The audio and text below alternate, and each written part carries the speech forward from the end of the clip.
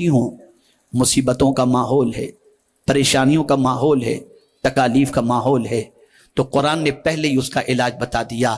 میں آج آنے والی خواتین کو 6 چیزوں کے سلسلے میں عرض کروں گا۔ 6 چیزوں پر پریکٹس کرو، ان 6 چیزوں کو اپنی زندگی میں لازم کر لو، تمہاری دنیا بھی سنور جائے گی اور تمہاری آخرت بھی سنور جائے گی۔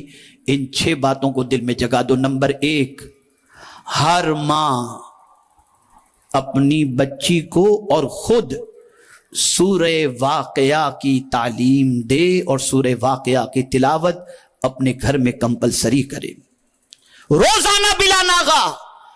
کوئی بچی ایسی نہ ہو جو سورہ واقعہ کے حفظ سے محروم ہو۔ سورہ واقعہ یاد کراؤ اور اسے پڑھنے کی تاکید کرو، اس کو عادی بناؤ۔ نمبر 2، سورہ نور کا ترجمہ، اس کی تفسیر اچھی طریقے سے پڑھو، سمجھو اور اس پر عمل کرو، تمہاری دنیا بھی سنور جائے گی اور انشاءاللہ تمہاری آخرت بھی سنور جائے گی۔ نمبر 3، 2 چیزوں کا بچوں کو شروع سے عادی بناؤ، صبر اور نماز۔ ہر مصیبت کا علاج اللہ نے صبر اور نماز کے اندر رکھا ہے۔ قرآن کہتا ہے یا ایھا الذین آمنوا استعینوا بالصبر والصلاۃ، اے ایمان والو صبر اور نماز سے مدد طلب کرو، ان اللہ مع الصابرین، بے شک اللہ صبر کرنے والوں کے ساتھ ہے۔ حضرت ہاجرہ نے حضرت اسماعیل کو صبر ہی تو سکھایا تھا، اسی لیے جب حضرت ابراہیم علیہ السلام نے گلے پر چھری چلانی چاہی، اس سے پہلے پوچھا یا بنی انی ارا فی المنام انی اذبحک فانظر ماذا تری، میرے بیٹے میں نے خواب میں دیکھا ہے کہ تمہیں ذبح کر رہا ہوں، اس سلسلے میں تمہاری کیا رائے ہے؟ ماں کی تربیت جواب دیتی ہے، قال یا ابت فعل ما تؤمر ستجدنی انشاء اللہ من الصابرین، اے میرے والد جس چیز کا حکم آپ کو ملا ہے اسے کر گزریے، اللہ نے چاہا تو آپ مجھے صبر کرنے والا پائیں گے۔ میں حیران ہوں اس ننھے سے بچے کو یہ صبر کا مفہوم کس نے سمجھایا؟ تو جواب ملے گا وہ ہاجرہ کی آغوش تھی جس نے بچے کو صبر کی تعلیم عطا فرمائی تھی۔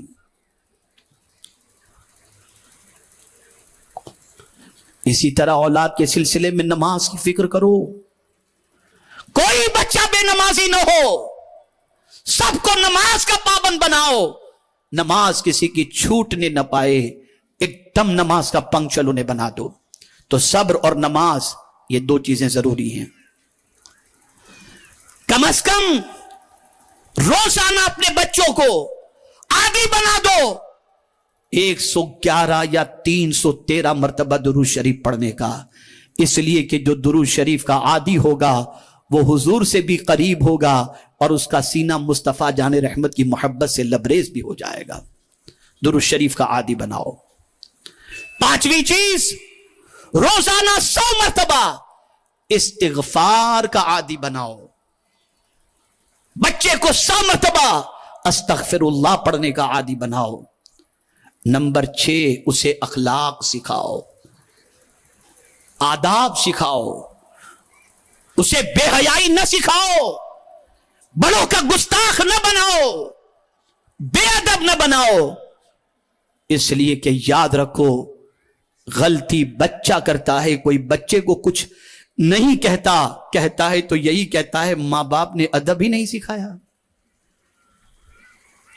وہ مائیں کتنی اچھی تھی جو روٹیاں بناتی تھی تو بچے کو گود میں لے کر کے، اور آج بچے کو گود میں لینا ہی اپنے لیے شرم سمجھا جاتا ہے، اور عجیب سچویشن ہو گئی، سب کچھ نکل چکا کہ گود بھی نہ ملے، اب تو وہ ٹرالی ٹائپ کا جو آتا ہے نا ڈالتے ہیں، لے کے چل پڑے، چلیے راحت کے لیے ٹھیک ہے، لیکن اب گود میں بھی دینا ہے تو کام والی کے گود میں۔ الیاذ باللہ، جو بچہ بچپن سے ماں کے پیار سے محروم ہوگا، جو اس کی نیڈ ہے، بنیادی ضرورت ہے، جب وہ پیار اسے نہیں ملے گا تو شعور کی دہلیز پر پہنچنے کے بعد کہیں تو پیار تلاش کرے گا، اور پھر جہاں پیار مل جائے گا وہاں چلا جائے گا۔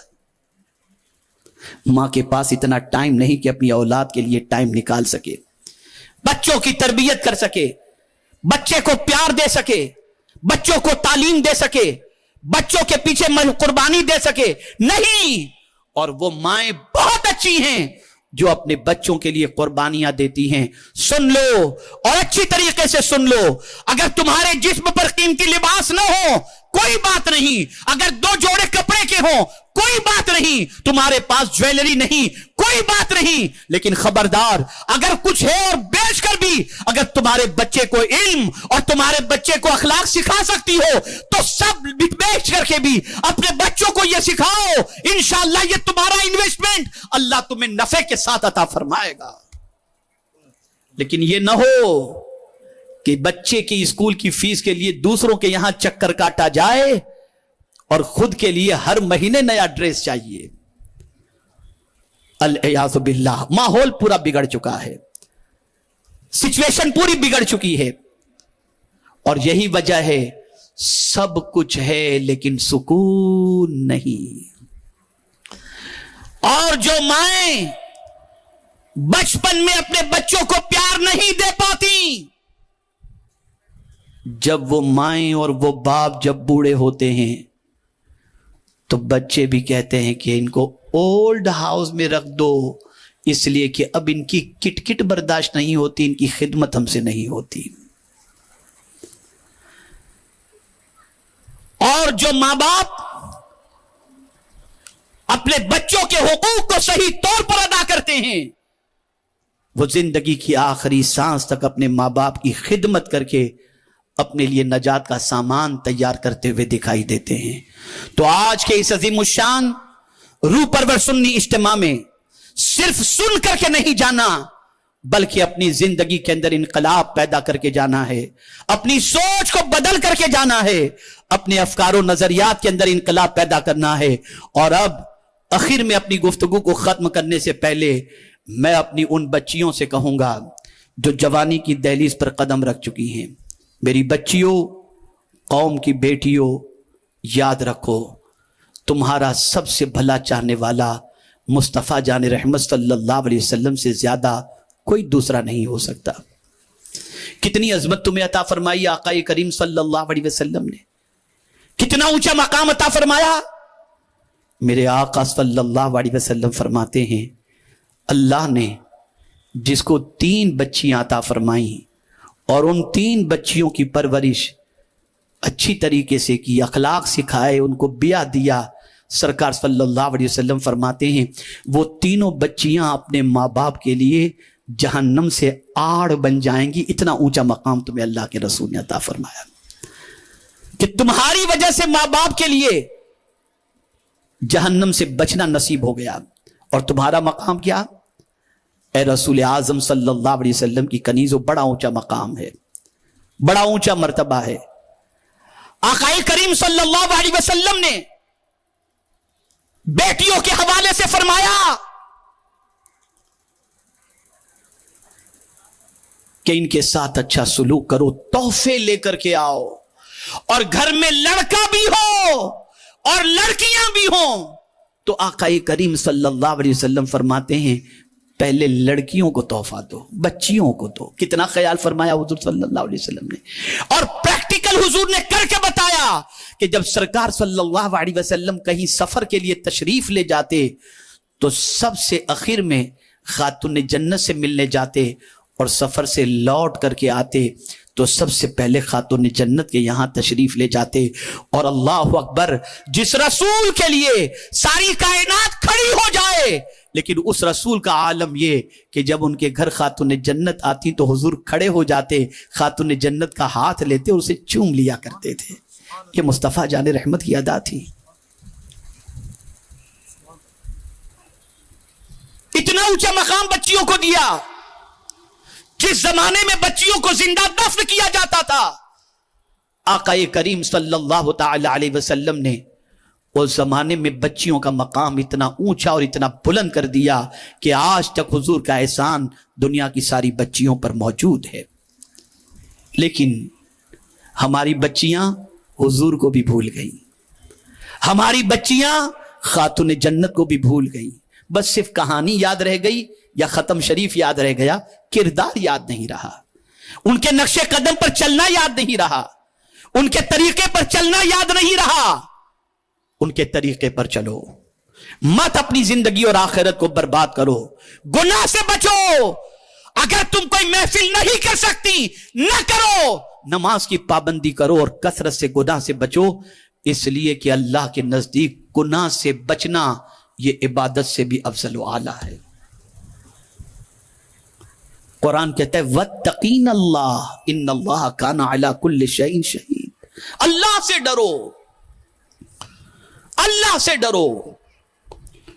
ہو سکتا ہے گناہ کرتے وقت تمہیں کوئی نہ دیکھ رہا ہو سکتا ہے تمہارا شوہر بے غیرت ہو اور تمہیں گناہ کی اجازت دے رہا ہو، لیکن وہ شوہر تمہارا ہے، تم بندی خدا کی ہو۔ شوہر تو تم سے دھوکہ کرتا ہے، شوہر کبھی تمہارے ساتھ اچھا سلوک نہ بھی کرے، لیکن مولا سب سے زیادہ تمہارا بھلا چاہتا ہے، اس کے رسول بھلا چاہتے ہیں۔ اپنے آپ کو پاپ سے بچاؤ، گناہ سے بچاؤ، اللہ کی نافرمانی سے بچاؤ، ورنہ یاد رکھنا گناہوں کی سزا بھگتنے کی طاقت نہ آپ میں ہے، نہ کسی مرد میں ہے، نہ ہم میں ہے۔ کوئی اپنے گناہ کی سزا کو بھگتنے کی طاقت نہیں رکھتا۔ چند لمحوں کی لذت کے لیے اپنی آخرت کو برباد نہ کرو۔ آج سے عہد کر کے اٹھو، انشاءاللہ العظیم زندگی نیکیوں میں گزرے گی۔ اب ایک آخری بات، ایک عظیم واقعہ مجھے یاد آ گیا۔ ایک نیک سیرت عورت، بڑی پرہیزگار، ان کے شوہر بھی ولی، اور اتنی باپردہ کہ ان کے چہرے کو کسی غیر نے کبھی دیکھا نہیں تھا۔ ایک مرتبہ اتفاق سے کسی سبب سے چہرہ کھل گیا اور ایک کی نظر ان کے چہرے پر پڑ گئی، تو چہرے پر نظر پڑتے ہی اس کا دل ان کی طرف مائل ہو گیا۔ اب گھر میں تو بے پناہ سختی تھی، غیر کی پہنچنے کی کوئی سبیل بھی نہیں تھی۔ اب اس شخص کی پوزیشن یہ، رات دن اس عورت کی محبت میں گل رہا ہے، پریشان ہے۔ ایسے لوگ راستے نکالتے ہیں۔ اس نے یہ کیا کہ اپنی کنیز کو اس اللہ والی کی کنیز کے ساتھ دوستی کرا دی، اور اس کے بعد اپنی کنیز کے ذریعے اس کی کنیز تک خط بھجوایا کہ تم جو ہے ان سے کہو کہ میرے دل میں بے پناہ ان کی محبت ہے، وہ جو کہیں گی میں کرنے کے لیے تیار ہوں، لیکن میں انہیں پانا چاہتا ہوں۔ کنیز نے ڈرتے ڈرتے خط تو دے دیا، وہ اللہ والی نے خط پڑھا۔ خط پڑھ کر کے ایک جواب انہوں نے جواب دیا کنیز سے، کہا کہ جاؤ کنیز کے ذریعے اس شخص کو یہ خبر بھجوا دو کہ وہ 40 روز تک میرے شوہر کے پیچھے فجر کی نماز جماعت کے ساتھ ادا کرے۔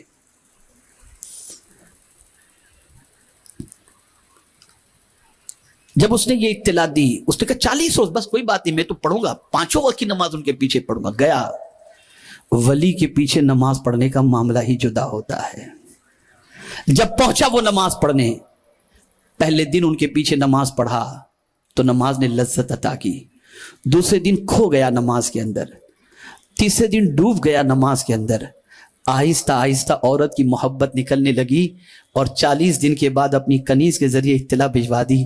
میں شکریہ ادا کرتا ہوں اس خاتون کا جس نے اپنے سے توڑ کر مجھے خدا سے جوڑ دیا، اپنے سے توڑ کر خدا سے جوڑ۔ اور آج سیکریٹ نمبر بھیج دیا جاتا ہے، یہاں ملیں گے وہاں ملیں گے، لا حول ولا قوت الا باللہ العلی العظیم۔ کچھ ڈر نہیں رہ گیا، کوئی خوف نہیں رہ گیا، نہ جانے کہاں کہاں ہم کس کس طریقے سے آوارگی میں ڈوبی ہوئی اپنی قوم کی بچیوں کو دیکھتے ہیں، العیاذ باللہ۔ لیکن میں اللہ کی ذات سے نا امید نہیں اور نہ آپ سے نا امید ہوں۔ میں اتنا ضرور جانتا ہوں آپ کے دل میں بھی کسی نہ کسی گوشے میں اللہ کی محبت اور اس کے رسول صلی اللہ علیہ وسلم کی محبت موجود ہے۔ اب سن لو، آج تک کے کیے ہوئے سارے گناہوں سے سچے دل سے توبہ کر لو، پلٹ آؤ اپنے رب کی طرف، لوٹ آؤ اپنے رب کی طرف۔ یاد رکھنا آج نہیں تو کل پلٹ کر اس کی طرف جانا ہی ہے۔ کوئی دنیا میں پرماننٹ رہنے کے لیے نہیں آیا. میں اپنی تقریروں کے بارے میں کوئی خاص اعلان نہیں کرتا، لیکن اتنا ضرور کہتا ہوں، کل ڈاک یارڈ روڈ پر جو تقریر ہوئی اسے سن لینا، آپ ضرور سننا. میں نے اس میں ایک جملہ مجھ سے جو اللہ نے کہلوایا کہ ہمیں آنا تو یاد ہے، جانا یاد نہیں. جانا ہے ایک دن. ہم ہر سال برتھ ڈے مناتے ہیں، آنا یاد ہے. کبھی کبھی تو ہر مہینے برتھ ڈے مناتے ہیں کہ اس مہینے کی تاریخ میں ہم پیدا ہوئے تھے، چلو ہر مہینے کی اس تاریخ پر، جیسے غریب نواز کی چھٹی تو ہر مہینے کی چھٹی مناتے ہیں، تو کچھ لوگ ایسے ہر مہینے برتھ ڈے مناتے ہیں. تو آپ کو آنا یاد ہے، جانا یاد نہیں، لیکن جانا ضرور ہے. کب جانا ہے نہیں معلوم. تیاری کرو، تیاری کرو. وقت کتنا ہے نہیں معلوم. محنت کرو، مشقت کرو. اور یہ جملہ بھی ذہن کے اندر محفوظ کر لو، دنیا نصیب سے ملتی ہے اور آخرت محنت سے ملا کرتی ہے. وما يلقاها الا الذين صبروا وما يلقاها الا ذو حظ عظیم. اللہ نے فرمایا بہت سارے ایسے لوگ ہیں جن کو اللہ صبر کی بنیاد پر کچھ عطا کرتا ہے، اور بہت سارے قسمت کے دھنی ہیں جنہیں بہت کچھ مل جاتا ہے. لیکن آخرت کے بارے میں تو فرمایا گیا فمن يعمل مثقال ذرة خيرا عمل. محنت، محنت جیسا کرو گے، جیسا کرو گے. آپ نہیں جانتی کہ جس زمین پر ہم بیٹھے ہیں، آپ جانتی ہیں، اللہ اکبر، یہ زمین قیامت میں بولے گی. فرمایا گیا یومئذ تحدث اخبارها. قیامت کے دن زمین بولے گی. حضرت ابو ہریرہ رضی اللہ تعالیٰ عنہ نے رسول اعظم صلی اللہ علیہ وسلم سے عرض کیا یا رسول اللہ صلی اللہ تعالیٰ علیہ وسلم، زمین کیا بولے گی؟ تو سرکار نے فرمایا جس نے زمین پر گناہ کیا زمین گناہ کے بارے میں بولے گی، جس نے زمین پر نیکی کی زمین نیکی کے بارے میں بولے گی. زمین بولے گی. کس زمین پر جا کر گناہ کرو گے تم؟ کہاں چھپ کر گناہ کرو گے؟ کس جگہ پر جا کر اللہ کی نافرمانی کرو گے؟ ڈرو اللہ سے، اللہ کے عذاب سے ڈرو، اس کی پکڑ سے ڈرو. ان بطش ربک لشدید، بے شک تیرے رب کی پکڑ بہت سخت ترین ہے. اے خواتین اسلام، آج اتنی بڑی تعداد کے اندر صبر و استقامت کے ساتھ اور قربانی کے ساتھ آپ آئی ہیں. اس جذبے کے ساتھ یہاں سے اٹھیں کہ جیئیں گے تو اسلام پر، مریں گے تو اسلام پر انشاءاللہ. اس جذبے کے ساتھ یہاں سے اٹھیں کہ آج کے بعد ہم اپنا تعلق گناہوں سے توڑ دیں گے اور زندگی مصطفیٰ پیارے کے نقش قدم پر اور خاتون جنت کے نقش قدم پر گزارنے کی کوشش کریں گے. اللہ رب العزت جل جلالہ آقا کریم صلی اللہ علیہ وسلم کے صدق و طفیل ہم سب کو اللہ اور اس کے رسول جل جلالہ صلی اللہ علیہ وسلم کے ارشادات پر عمل کی توفیق نصیب فرمائے. آپ تمامی خواتین سے گزارش ہے سنی دعوت اسلامی کے ماحول سے وابستہ ہوں، ہماری معلمات سے رابطہ قائم کریں، ہماری مبلغات سے رابطہ قائم کریں، ماحول بنائیں، ایک انوائرمنٹ بنائیں کہ آپ کے ماحول میں جو بھی آئے اس کی گناہ سے چھٹی ہو جائے، نیکی سے دوستی ہو جائے. ایسا ماحول کریٹ کرنے کی کوشش کرو. اگر کوئی گناہ کی بات کرے اسے چپ کرو اور مصطفیٰ پیارے صلی اللہ علیہ وسلم کی تعلیمات کو دوسروں تک پہنچانے کی کوشش کرو. اللہ رب العزت مجھے آپ کو سب کو توفیق نصیب فرمائے کہ ہم سب اللہ اور اس کے رسول جل جلالہ و صلی اللہ علیہ وسلم کی تعلیمات کو عام کرنے کے لیے جد و جہد کریں اور اس پر عمل کی